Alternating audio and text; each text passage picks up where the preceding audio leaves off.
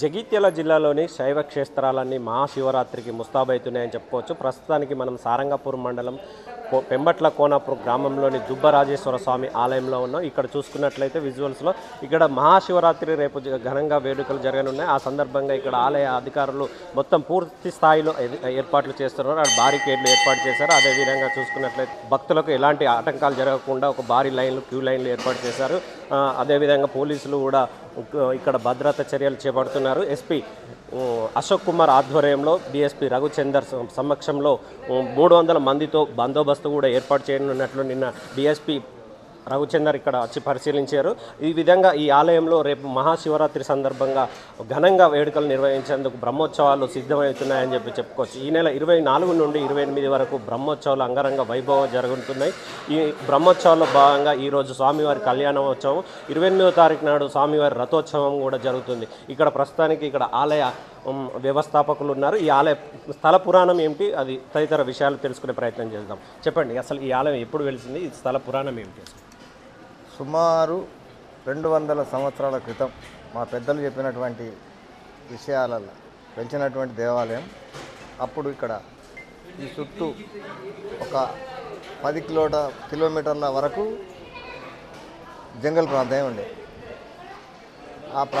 ఆ జంగల్ లోపల వెళ్చిన అడవి లోపల వెళ్చినటువంటి స్వామివారిని పిడుగలేరటానికి వచ్చినటువంటి ఒక పద్మశాలి, ఒక సావుకారి, మాకు సంబంధించిన వాళ్ళు మా కొరకే వాళ్ళు పిడకలేరడానికి వచ్చారు అన్నట్టు. మా ఇంటి కొరకు చూసి మా తాతగారు అయినటువంటి సాంబయ్య గారిని చెప్తే వారు వచ్చి చూసి అప్పుడున్న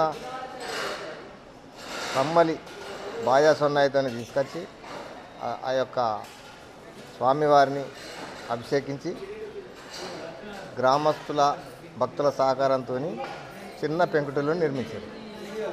వారి తదనంతరం వారి కుమార్తె అయినటువంటి తమ్మల దుబ్బమ్మ గారు 1942లో ఈ యొక్క ఆలయం నిర్మించడం జరిగింది.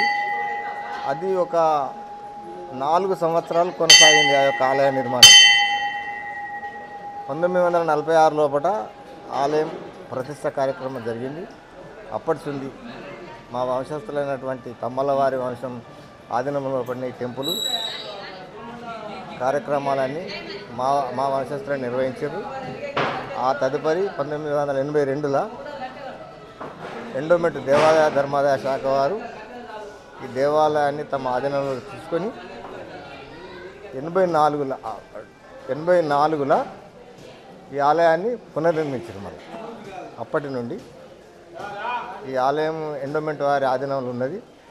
పూజాది కార్యక్రమాలు మా వంశస్థులే, కానగొండ వెంకన్న గారు కానీ, పరంల లింగయ్య గారు కానీ మా వంశస్థులే పూజాది కార్యక్రమాలు నిర్వర్తించారు.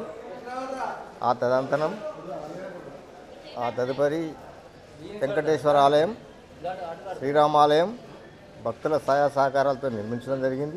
జ్యోతుల యొక్క సందర్భంలో కూడా పలవ పందిళ్ళు పడకలతో అవసరం ఉన్న కాడ టెంట్లు, వాటర్ సప్లై మున్సిపల్ ఆఫీస్ నుంచి రోజు 8-10 ట్యాంకర్ల ద్వారా వాటర్ తీసుకొస్తుంది. అది కూడా భక్తులకు పంచడానికే. 15 నిమిషాల నుంచి 20 నిమిషాలకు ఒక బస్సు జగిత్యాల నుంచి స్వామివారి దగ్గరికి నిరంతరం నడపడానికి ఆర్టీసీ యొక్క డిపో మేనేజర్ వారు సమ్మతించారు. అక్కడ బస్టాండ్ శ్రీనివాసరావు గారి స్థలంలో కూడా బస్టాండ్ ఏర్పాటు చేసాం తాత్కాలికంగా. అక్కడికి వెళ్ళి వచ్చి స్వామివారిని దర్శించుకోవాలి. దూర ప్రాంతాలకు వెళ్ళి వచ్చే భక్తులకు గ్రామస్తులు అన్నదాన కార్యక్రమం ఏర్పాటు చేశారు. మేము కూడా చాలా దూర ప్రాంతాలకు వెళ్ళి వచ్చిన వారు మా ఈవో గారి ఆఫీసులో సంప్రదిస్తే వారికి టికెట్స్ ఇష్యూ చేద్దాం. ఆ టికెట్తోని వారు భోంచేసి వారి యొక్క ఇళ్ళకి వెళ్ళిపోవచ్చు. పేద కళాకారులతోని నాటకాలు, హరికథ, బుర్రకథ, చిరుతల రామాయణం అటువంటి కార్యక్రమాలు, వారి చేత ఒగ్గు కథ 3 రోజులు నిరంతరము యొక్క కార్యక్రమాలు నిర్వర్తించడం జరుగుతుంది. గ్రామస్తుల సహకారంతో నిర్విఘ్నంగా నిర్వర్తించడానికి సంసిద్ధత ఉన్నాం. గత 200 సంవత్సరాల క్రితం నుంచి దుబ్బా ప్రాంతంలో ఉన్న ఈ స్వయంభూగా వెలిసిన స్వామివారు అని చెప్తున్నారు. అప్పటి నుండి ఇప్పటి వరకు దినదిన అభివృద్ధి చెందుతూ ఆలయాన్ని ఎంతో అభివృద్ధి చెందుతుందని కూడా అదేవిధంగా తెలియజేశారు వ్యవస్థాపకులు కొరంల శంకరయ్య గారు. అదేవిధంగా బ్రహ్మోత్సవాలు నిర్వహించే కార్యక్రమాల గురించి అర్చకులను అడిగి తెలుసుకునే ప్రయత్నం చేద్దాం. చెప్పండి, అసలు ఈ 4 రోజులు బ్రహ్మోత్సవాలు ఏ విధంగా చేస్తారు, అదేవిధంగా ప్రతినిత్యం ఎలాంటి పూజలు నిర్వహిస్తారు? ఇది 4 రోజులు కాదు, 5 రోజులు ఉంటుంది దీనికి మొత్తం ఉత్సవాలు. ఫస్ట్ రోజు నాడు అంకురార్పణతోటి మన యొక్క బ్రహ్మోత్సవాలు ప్రారంభమవుతాయి. ప్రతి అంకురార్పణతో బ్రహ్మోత్సవం ప్రారంభమైతే రెండో రోజు నాడు కళ్యాణ విశిష్టత ఏంటంటే ఇక్కడ సంవత్సరానికి ఒక రోజు మాత్రమే ఉంటుంది కళ్యాణం. శివ కళ్యాణం సంవత్సరం ఒకటే రోజు, మళ్ళీ తర్వాత ఎప్పుడు కూడా ఉండదు. మళ్ళీ శివరాత్రికి అంటే ఒకరోజు ముందు ఇక్కడ కళ్యాణం చేయడం ఆనవాయితీ. సాయంత్రం పూట శివ కళ్యాణం జరిపించినప్పుడు ఆనవాయితీ. సంవత్సరం ఒక రోజు మాత్రమే ఉంటుంది. భక్తులు ఎవరైనా పాల్గొనాలనుకుంటే ఒకే ఒక రోజు అవకాశం ఉంటుంది సంవత్సరంలో. కాబట్టి దాన్ని భక్తులందరూ ఉపయోగించుకొని స్వామివారి కళ్యాణంలో పాల్గొని స్వామివారి కృపకు పాత్రలు కాగలరని మేము కూడా అందరినీ కోరుతున్నాం భక్తులను.